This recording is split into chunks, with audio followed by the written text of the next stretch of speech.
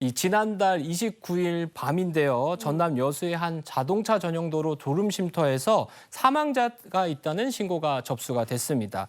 경찰이 도착했을 때는 이미 30대 남성 A씨가 숨져 있었고요. 어머. 허벅지에 패인 상처로 인한 출혈량이 상당했다고 합니다. 아니 어떻게 이런 일이 있나 싶은데 그럼 일단은 뭐 과다 출혈로 인한 사망이 아닐까 이렇게 생각이 들기도 하는데 근데 이 졸음쉼터에 있던 이 차량을 보고 누가 신고를 한 거예요? 그 신고한 사람. 네, A씨를 신고한 건 옆자리에 있었던 30대 남성 B씨였는데요. B씨의 건강 상태 또한 좋지 않았습니다. 이 의식불명이 발견돼서 병원으로 옮겨졌고요. 현재까지도 회복 중인 상황인데요. 이상한 점은 B씨의 허벅지에서도 사망한 A씨와 비슷한 상처가 뭐지? 발견됐다는 거예요. 둘 다 허벅지에 출혈이 있었다. 그럼 혹시 두 사람이 같이 사고를 당한 건 아닐까요? 아니 근데 그렇게 추정하기엔 그 범행 장소에 있던 SUV의 외관은 굉장히 멀쩡했었거든요. 네. 안에만 좀 그런 건데 이거 뭐야 하네요. 이게 두 사람의 관계가 뭐 무슨 관계인지 이걸 좀 추적해 보면 뭐가 실마리가 잡히지 않을까요? 네, 그렇습니다. 경찰이 이 두 사람의 관계를 조사하면서 사건의 실체가 조금씩 드러나기 시작했습니다. 이들은 온라인 게임에서 만나가지고 알게 된 사이인데요. 채무 관련해서 분쟁이 좀 있었다고 합니다. 서로 게임머니나 현금을 빌려주곤 했었는데 네. 최근 이 정산 과정에서 서로 생각하는 이 채권 채무액이 달라서 갈등을 빚게 된 겁니다. 여기서 문제가 생긴 건데요.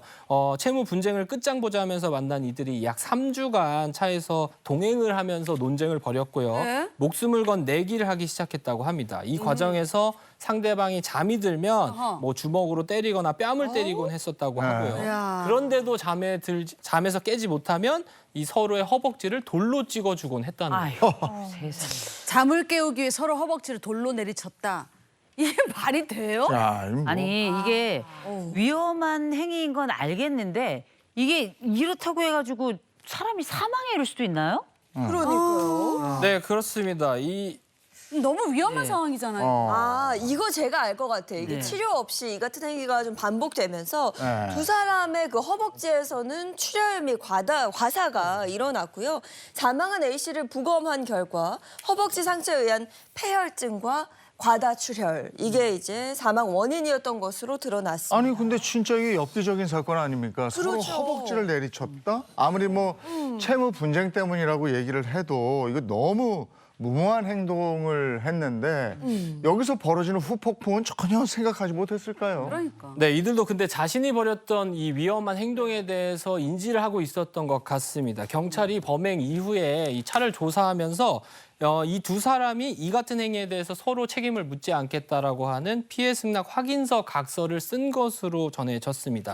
한편 경찰은 이 의식불명인 B 씨를 상해치사 혐의로 입건하고 깨어나면 사건 경위를 조사하겠다고 합니다. 또 혹시 제3자가 개입돼 있는지 또한 그렇지. 모든 가능성을 열어두고 수사할 계획입니다. 아니 폭행을 법적으로 문제 삼지 않겠다 이렇게 각서를 쓴 건데 무슨 이런 각서를 쓰는지 모르겠고 그러게. 그렇다고 이 각서가 법적으로 이게 효력이 있는 거예요?